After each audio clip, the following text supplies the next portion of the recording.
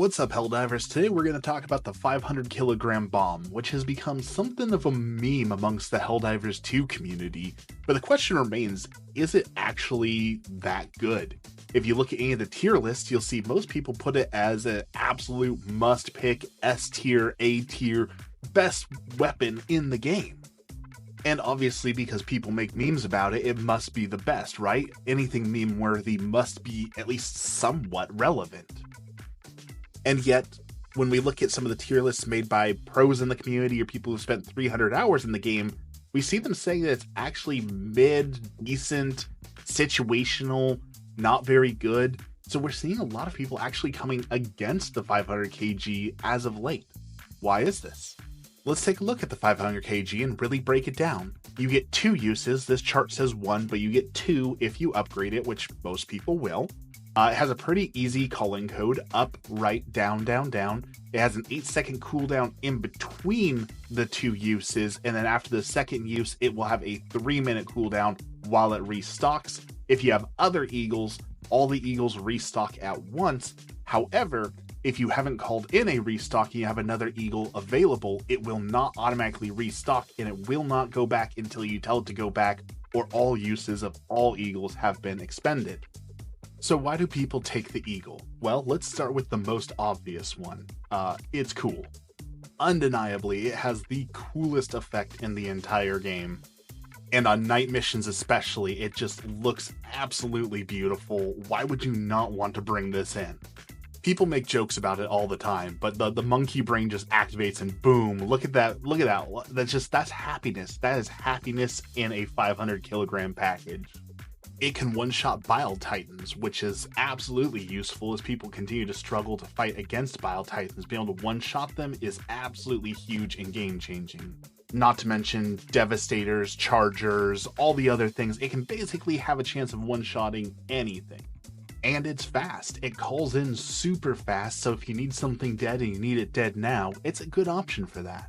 Barring any sort of modifiers, it comes in 3 seconds, which basically means anything you want deleted is deleted. It also clears out chaff pretty darn good. It'll take out large swarms of things if you hit accurately. So with all that said, with me talking this up, again, why do people think this is mid? Why would people not bring this on the mission with all those perks? Well, let's talk about the downsides, because there's a lot of them. One, it is inaccurate. If you're on the edge of the map or you're on the high ground and you're firing down on the low ground, it will miss, and it'll probably kill you in the process. Speaking of inaccuracies, as cool as it is, and again, undeniably it is cool, but the visuals on it are incorrect. The damage it deals is in a small cone compared to the large explosion that you see. It's also massively unreliable. All the missing aside, there are many reports of it not one-shotting or even two-shotting Bile Titans. There are reports of Chargers or even like bugs just jumping out of the way and surviving the 500 kg. Earlier we talked about how nice it is to be able to delete anything in 3 seconds. However, if that misses, if that fails, which happens I would say probably 30 to 40% of the time, you've just wasted not only that one stratagem, but an entire stratagem slot. And when you only have 4 or 3 if you're on bot missions, that is a huge impact and a huge waste. And often it's not a gamble that I'm willing to take. For many people, the 500 kg is a jack of all trades. It closes bug holes, it blows up automaton factories, it can destroy objectives, it can take out Bile Titans, it can deal with the chaff. It does a little bit of everything well. However, most other items can do that too. For example, the autocannon can take out most objectives. It can take out many of those things except for Bile Titans at a range and more accurately, and more importantly, more reliably. The spear, if we can ever get it to lock on, can take out Bile Titans, can take out automaton factories, can take out objectives, has much more ammo, much more uses, and a much longer range.